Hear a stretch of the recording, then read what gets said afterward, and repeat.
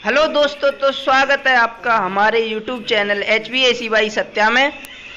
तो फ्रेंड्स, एक भाई का क्वेश्चन था कि MST की फुल फॉर्म क्या है, MST क्या होता है। तो MST की फुल फॉर्म जो होती है मल्टी स्किल टेक्नीशियन होती है।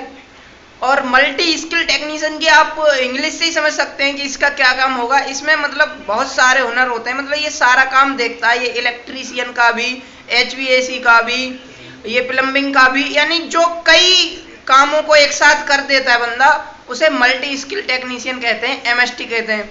सैलरी की बात करें तो सैलरी इसकी थोड़ी इलेक्ट्रीशियन से ज़्यादा हो सकती है या बराबर ही रहेगी, पर इस पे कई सारे काम करने होते हैं एक MST को। MST ज़्यादातर फ्लोर में रहते हैं, बिकॉज फ्लोर में जो बंदा होता है उसे इलेक्ट्रिकल का और HVAC का दोनों का देखना पड़ता है।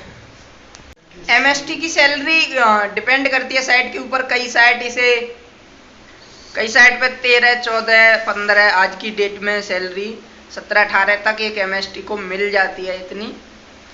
और काम इसका सारा कुछ रहता है, इलेक्ट्रिकल, प्लम्बिंग का और HVAC का, रीडिंग डालना, सारे काम करना है एक MST को होता है मल्टी स्किल टेक्नीशियन। और एक और क्वेश्चन था एक भाई का कि अप्रोच टेम्परेचर क्या होता है। तो अप्रोच टेम्परेचर कई बार बता भी चुके हैं और इस बार भी बता देते हैं आपको कि ये लीविंग यानी कि चिलर का जो आउट होता है और सेचुरेशन टेम्परेचर, इन दोनों के बीच का डिफरेंस होता है। लीविंग और सेचुरेशन के बीच का डिफरेंस क्या कहलाता है? अप्रोच टेम्परेचर कहलाता है। एक क्वेश्चन बहुत ज़्यादा पूछा जाता है कि डेल्टा टी क्या होता है। तो डेल्टा टी इनलेट और आउटलेट के बीच का डिफरेंस होता है, तो इसे डेल्टा टी बोलते हैं। MST के इंटरव्यू के लिए आपको तैयारी सारी चीज़ की होनी चाहिए, AC की भी और इलेक्ट्रिकल भी और प्लम्बिंग की, सारी चीज़ की आपको नॉलेज होनी चाहिए, तो आप एक MST का इंटरव्यू निकाल सकते हैं। MST में काम करने से आपको बहुत जल्दी चांस होते हैं कि एक सुपरवाइजर बनने के, बिकॉज आपको सारे काम आते हैं, तो आप सुपरवाइजर बहुत जल्दी बन सकते हैं।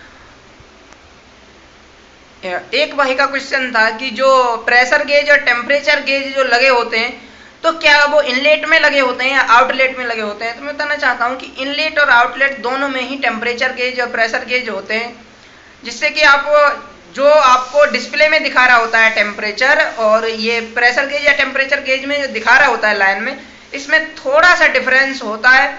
जैसे कि पानी जो वाटर होता है अपना यहाँ से आउट होता है, तो उसका टेम्परेचर कुछ होता है, फिर वो टेम्परेचर गेज या प्रेशर गेज में जब वहाँ दिखाएगा तो प्रेशर टेम्परेचर में थोड़ा सा डिफरेंस आएगा, फिर वो AHU में जब पहुँचेगा तो और डिफरेंस आएगा, और ग्रिल पे फिर उसके बाद कॉइल टेम्परेचर अलग होगा, उसके बाद ग्रिल टेम्परेचर अलग होगा, उसके बाद फ्लोर टेम्परेचर जाके 22 के करीब, 21 से 23 इतने के बीच में हम फ्लोर का टेम्परेचर रखते हैं।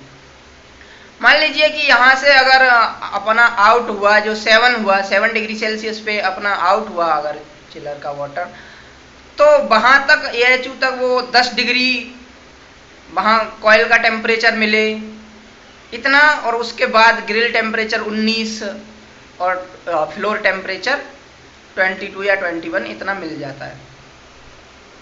प्रेशर डिपेंड करता है बिल्डिंग के ऊपर, ऊंचाई के ऊपर, ऊंचाई ज़्यादा होती है वहाँ प्रेशर ज़्यादा होता है वाटर का, जहाँ कम होती है वहाँ पे कम होता है। सेकेंडरी पंप का काम AHU तक पानी भेजना होता है। प्राइमरी पंप का काम और AHU से पानी रिटर्न लेके आना होता है। और कंडेंसर पंप का काम जो होता है, वो कंडेंसर पंप का काम होता है कूलिंग टावर तक वाटर भेजना। कूलिंग टावर का काम होता है कंडेंसर वाटर को, उसकी हीट को बाहर करना, यानी कि वेंटिलेट करना, और उसके बाद उस वाटर को थोड़ा ठंडा कर देना। और वो कंडेंसर वाटर जब लौट करके आता है तो वो कंडेंसर में रेफ्रिजरेंट को लिक्विड में कन्वर्ट करता है। एक बात मैं बताना चाहता हूँ कि रेफ्रिजरेंट क्या होता है, शीतलक इसकी हिंदी होती है। रेफ्रिजरेंट होता है R134A, जो कि आजकल यूज किया जाता है ज़्यादातर। R410 भी होता है, R22 भी होता है, अलग अलग, यानी कि AC में या एयर कूल्ड में अलग अलग मिल जाता है। वाटर कूल्ड में ज़्यादातर R134A होती है, इसे रेफ्रिजरेंट बोलते हैं। रेफ्रिजरेंट अपनी स्टेट को करता रहता है कि वो लिक्विड बनेगा, वेपर बनेगा, उसके बाद दोबारा से लिक्विड बन जाएगा, इस तरीके से वो चेंज होता रहता है। एवापोरेटर में वो वेपर बनना शुरू हो जाता है, फिर कंप्रेसर उसे कंप्रेस करके डिस्चार्ज करता है कंडेंसर में, और कंडेंसर उसको क्या करता है, लिक्विड में कन्वर्ट कर देता है। तो अगर इंटरव्यूअर क्वेश्चन पूछे तो उससे कंफ्यूज ना हो कि वो उसमें जो अपना एक्सपेंशन वॉल्व जो होता है, तो एक्सपेंशन वॉल्व में कि रेफ्रिजरेंट जाता है या लिक्विड जाता है, वो लिक्विड तो एक फॉर्म चेंज किया उसने, रेफ्रिजरेंट तो रेफ्रिजरेंट ही रहेगा, फिर चाहे वो किसी भी फॉर्म में रहे।